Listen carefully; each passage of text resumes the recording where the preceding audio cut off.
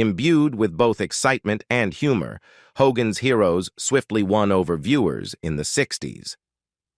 Broadcast from 1965 to 1971, one might assume that fans had ample opportunity to grasp the intricacies of the show.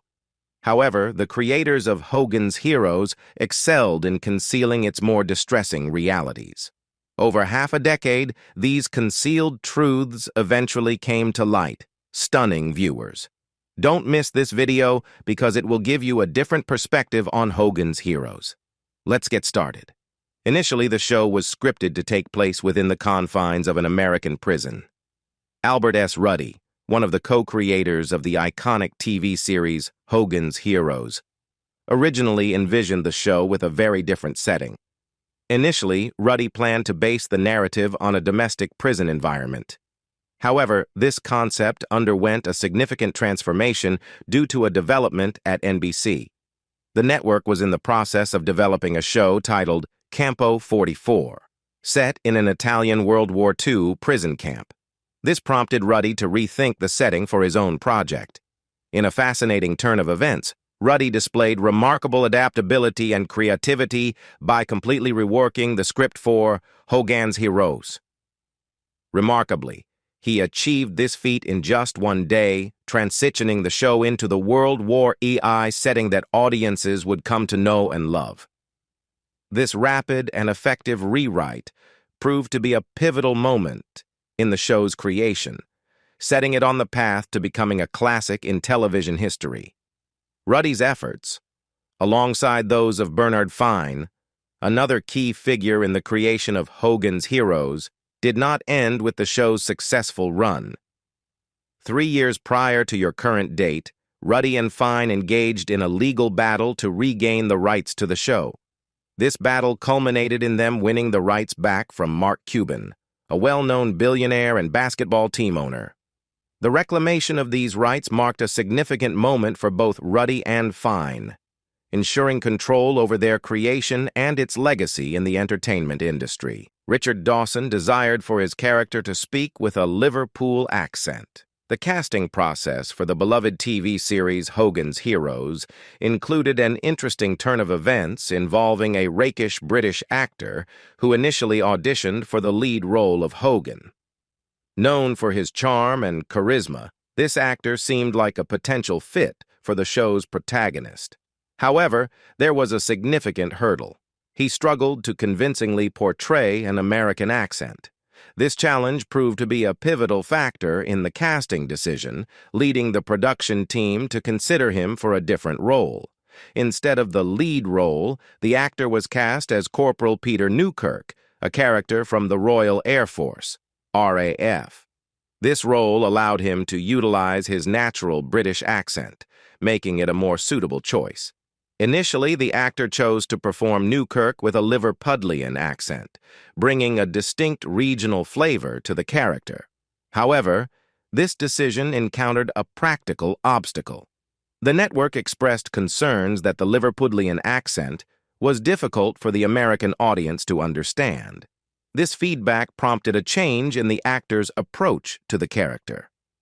Adapting to the situation, the actor switched to a Cockney dialect for Corporal Newkirk. This change not only resolved the issue of audibility, but also added a new dimension to the character, making him more accessible and relatable to a broader audience. Interestingly, this change coincided with a cultural phenomenon in the United States. As Beatlemania swept across the country, the actor humorously remarked to his bosses, "I told you so." This comment reflected a shift in American popular culture, where British accents and personas were becoming increasingly popular and embraced by the public.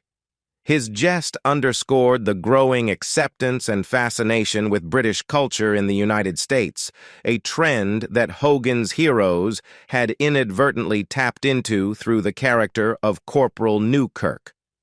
Originally, Stalag 13 was equipped with a subterranean steam room. The setting of Hogan's Heroes, Stalag 13, was a fictional World War II German POW camp known for its seemingly implausible features, particularly its extensive network of tunnels and trap doors. These elements of the show were central to its plot, as they facilitated the prisoners' secret operations and escapades, adding a layer of intrigue and humor to the series. In the early conceptual stages of the show, Stalag 13 was envisioned to be even more extraordinary.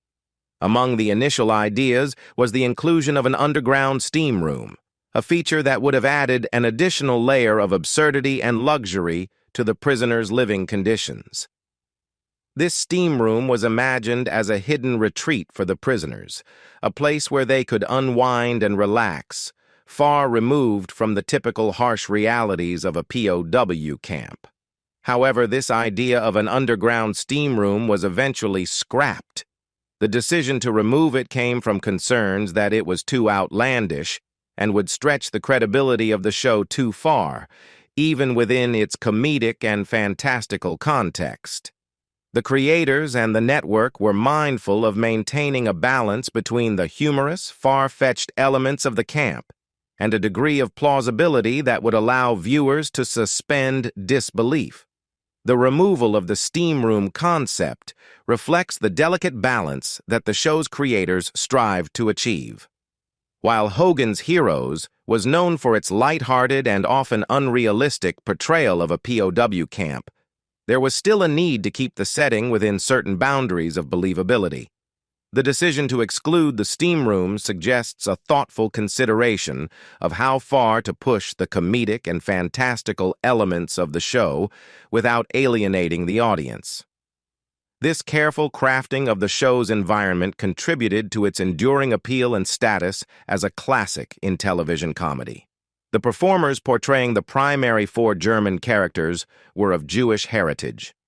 The casting of Hogan's Heroes, a show set in a Nazi POW camp during World War II, included a remarkable and poignant aspect. Several key actors who portrayed German characters were, in fact, Jewish. This added a layer of profound irony and depth to their performances, considering the historical context.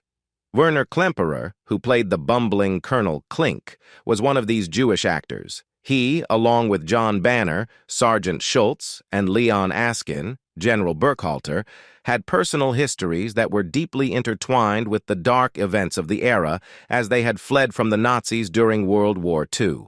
The decision to take on roles that depicted their oppressors highlighted not only their professional versatility, but also their personal strength in confronting the traumatic past.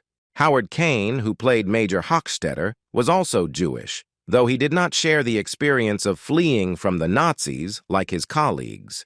These actors' personal histories brought an added layer of complexity to their performances, infusing their roles with a nuanced understanding of the historical context they were portraying.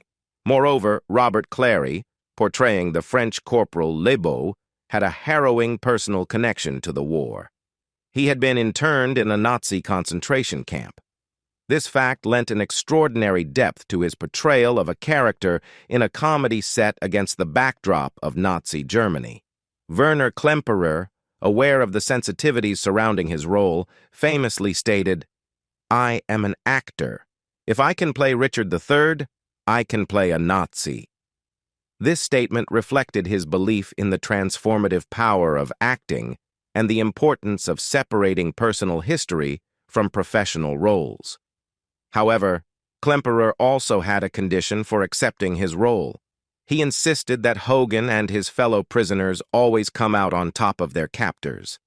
This condition was crucial for Klemperer, as it ensured that the show did not glorify the Nazis, but rather made them the butt of the jokey, maintaining a sense of moral justice in the narrative.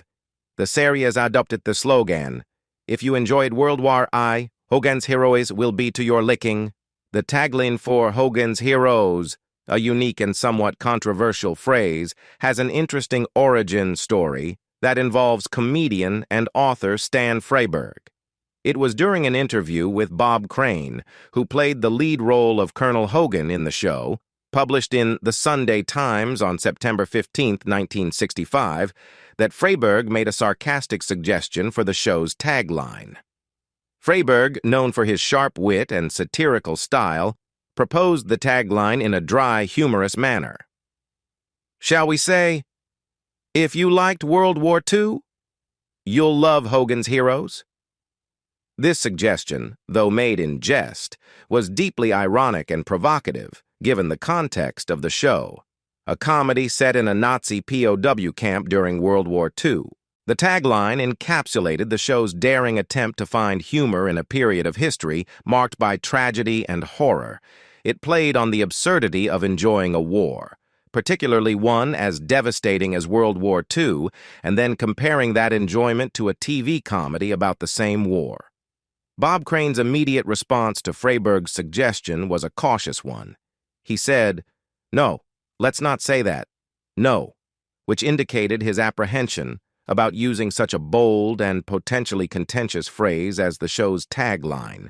Crane's reaction was understandable, considering the sensitive nature of the show's theme and the potential for backlash from audiences who might not appreciate humor being derived from World War II.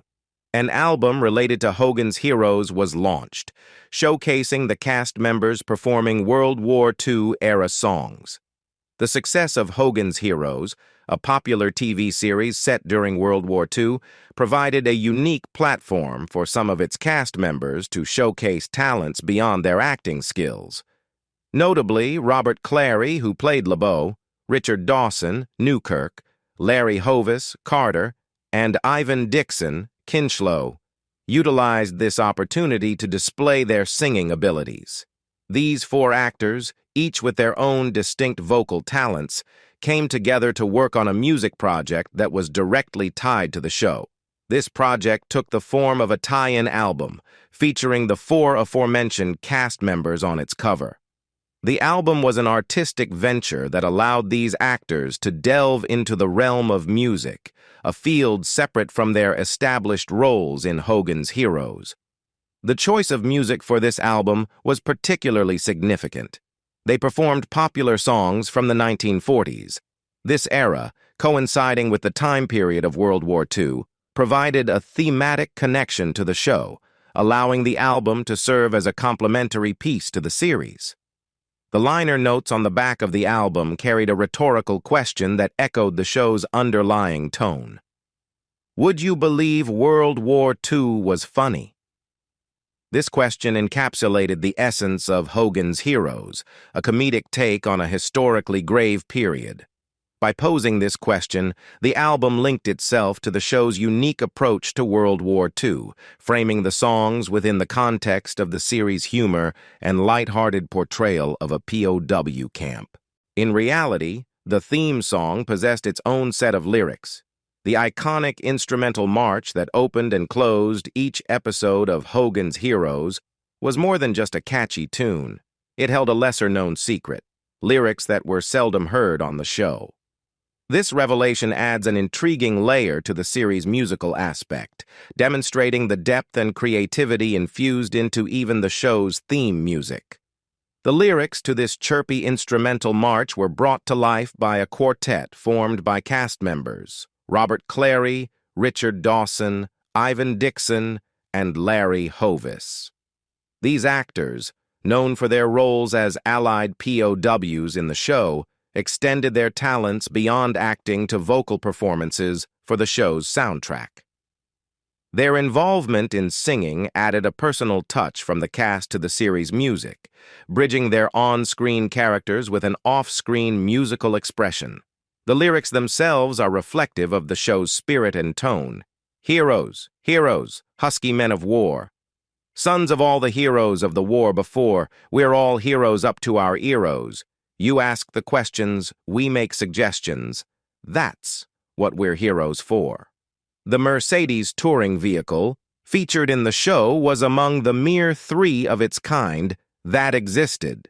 The character, General Burkhalter, portrayed as Colonel Clink's superior in the TV series Hogan's Heroes, was often shown arriving at the camp in a distinctive vehicle that added a touch of authenticity and luxury to his character, a Mercedes-Benz W31. This particular model of car was not just a prop but a symbol of the era's elite and powerful, making it an apt choice for the character of a high-ranking German officer. The Mercedes-Benz W31 was a rare and prestigious vehicle, with its production limited to only 57 units. This exclusivity was due to its design and purpose. It was a large, luxurious convertible, often used by high-ranking officials and dignitaries during the 1930s. The car's striking appearance, characterized by its sleek black and gray design, made it a symbol of status and power, fitting for the portrayal of a general in the German army during World War II. The survival of these cars post-war was even more remarkable. Out of the original 57, only 3 remained after the war, each with a unique story. One of these rare Mercedes-Benz W31s became a part of the Spanish monarchy's fleet, indicating its continued use by high-profile individuals even after the war. Another was repurposed and transformed into a fire engine, a testament to the car's durability and adaptability. The third, and perhaps most intriguing of these survivors, found its way to Hollywood, becoming a piece of cinematic history. In reality, Clink was a skilled violin player. The character of Colonel Clink in Hogan's Heroes was humorously portrayed as a terrible violinist, a recurring gag that brought comic relief to the show. This aspect of Clink's character stood in stark contrast to the real-life musical talents of the actor who played him, Werner Klemperer. Klemperer, in reality, was quite an accomplished musician, skilled not only in violin but also in piano. This proficiency in music was not coincidental, but stemmed from his rich familial background in the world of classical music.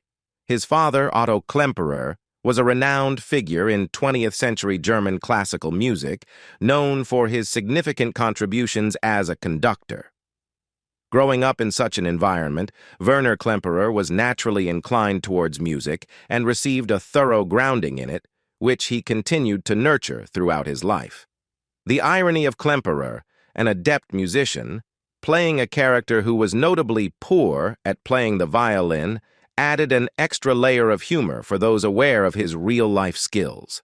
This contrast between the actor and his character's abilities may have also added depth to Klemperer's portrayal of Clink, as he would have had to deliberately play the violin poorly, a task that might have been challenging and amusing in its own right, given his actual proficiency. Moreover, Klemperer's musical background and his connection to his father, Otto Klemperer, a prestigious conductor, underscored the diverse talents and rich histories that the cast of Hogan's Heroes brought to the show.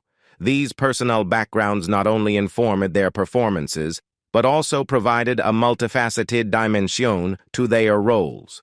For instance, Klemperer's understanding of music could have contributed to his comedic timing and performance style, enhancing his portrayal of the bumbling yet endearing Colonel Clink. During the production of Ilse, She-Wolf of the SS, the set was demolished in an explosion.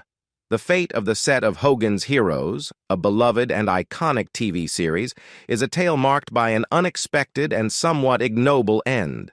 The show was filmed on the RKO 40 Acres backlot, a part of Desilu Productions, which had been the site of numerous classic film and television productions.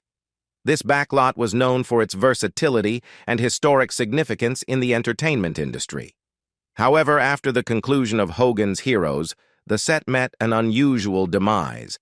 In 1974, it was used for the filming of Ilse, She-Wolf of the SS, a film that starkly contrasted with the comedic and light-hearted nature of Hogan's Heroes. This film, categorized under the exploitation genre, was known for its controversial and sensational content.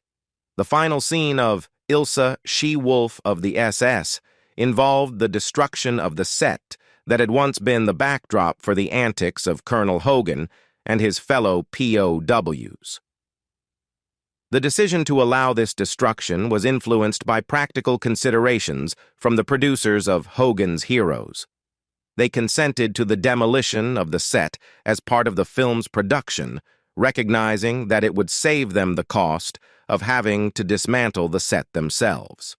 In 1968, several leading cast members collaborated on a film titled The Wicked Dreams of Paula Schultz. The collaboration between Bob Crane, Werner Klemperer, John Banner, and Leon Askin, who were stars of Hogan's Heroes, extended beyond the television series to a big-screen romantic comedy. This film centered around an East German pole vaulter, showcasing the versatile acting talents of these actors in a genre different from the wartime comedy they were known for. Their transition from a popular TV series to a feature film in a romantic comedy setting demonstrates the breadth of their acting abilities and their appeal to a wide range of audiences. This particular project is a notable example of how actors known for specific roles in a successful television series can come together to explore different characters and storylines in the movie industry. It also reflects the enduring professional relationships and chemistry they developed while working on Hogan's Heroes. In a separate but interesting cinematic nod, Quentin Tarantino, a renowned filmmaker known for his eclectic and often homage-filled storytelling, included a subtle reference to Hogan's Heroes in his film Kill Bill Volume 2. In this movie, the character played by Uma Thurman is buried alive in a grave marked Paula Schultz. This reference is a likely indication of Tarantino's familiarity and perhaps fandom of the characters and actors from Hogan's Heroes. Tarantino is also noted for his appreciation of the film Ilsa, She-Wolf of the SS, a controversial exploitation film that famously utilized and destroyed the set of Hogan's Heroes for its final scene. This connection further ties together the legacy of Hogan's Heroes with Tarantino's cinematic universe, showcasing the enduring influence of the TV series and its actors in popular culture. The series debuted in Germany in 1992 under the title Barbed Wire and Heels. The journey of Hogan's Heroes to German television screens is a fascinating story of cultural adaptation and localization. Although it took 25 years from its original airing in the United States, the show did eventually make its way to a German audience. This transition, however, was not straightforward and involved significant changes to make it more palatable to viewers in Germany. One of the key adaptations for the German version was the rewriting of the dialogue, particularly for the Nazi characters. These characters were made even more inane and buffoonish in the German version than in the original. This creative decision was likely driven by the sensitive nature of the show's content, considering Germany's history and the portrayal of Nazis. By increasing the comedic and absurd aspects of these characters, the show aimed to distance itself from any serious portrayal of Nazi figures, leaning more towards satire and farce. Additionally, an intriguing change was made to Colonel Clink's character. In the German version, Clink was given an off-screen love interest named Kalinki, a character who is heard but never seen.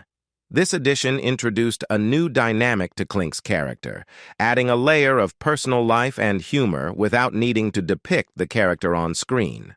This creative choice might have been made to further develop Clink's character in a way that resonated with the German audience, adding depth to his comedic portrayal. The title of the show also underwent changes. Initially, it was called Stacheldraht und Fersengeld in German, which translates to Barbed Wire and Heels. This title, however, was eventually changed to Ein Käfig voller Helden, meaning a cage full of heroes. The final title choice reflects a more direct reference to the essence of the show, the portrayal of the POWs as heroes within the confines of a prison camp, symbolized by the cage.